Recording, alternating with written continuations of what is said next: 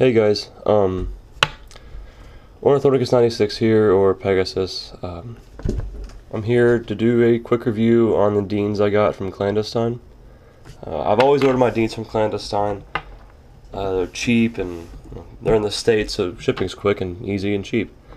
I've used up several packs, at least three or four 10-packs, and I figured it's about time to give my take on them and what I like about them, what I don't like about them. Alright, so let's get right into it real quick. When you get the Deans from Clandestine, you'll get them in a 10-pack, and they'll be just thrown into the bag. It's a small little plastic baggie, so, it doesn't really matter. But it's mixed in with the male and the female Deans connectors.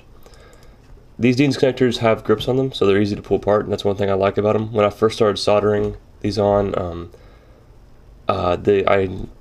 the grips here helped me out a lot when I was pulling them apart off my gun and off the charger and all that stuff. But honestly, it's not much of a problem anymore because you can pull it from the wiring. Here's on one of my LiPo batteries, and I can pull it from the wiring now. So the grips really don't matter, at least much in my opinion anymore.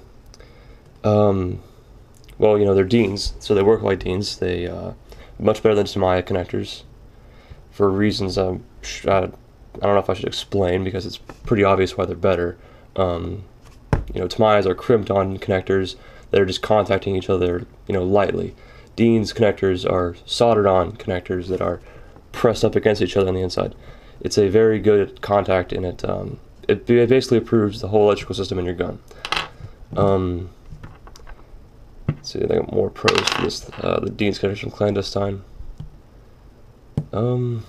That's all I can think of. I mean, it's a Dean connector. It's cheap, it's easy, and it's very efficient.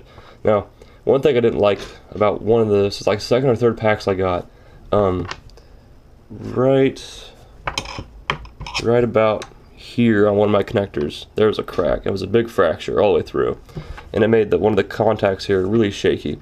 So it didn't really matter to me.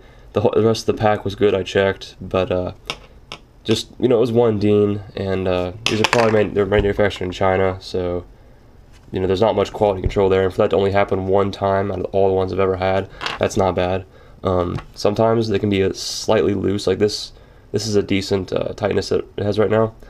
One Dean that I had was really loose, and it wouldn't even, it would hardly even stay in if I held it upside down, so I discarded it and threw it away.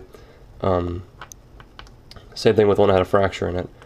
But now that happened, I always go through them, I check them, combine each one, making sure that they fit properly together. But yeah, cheap, easy, efficient, and just all around great upgrade, I think. Very cheap too, just for what it can do. A lot of people say that there's no need to replace these things under Tamiyas, that they're just as good as Deans. That couldn't be further from the truth, honestly.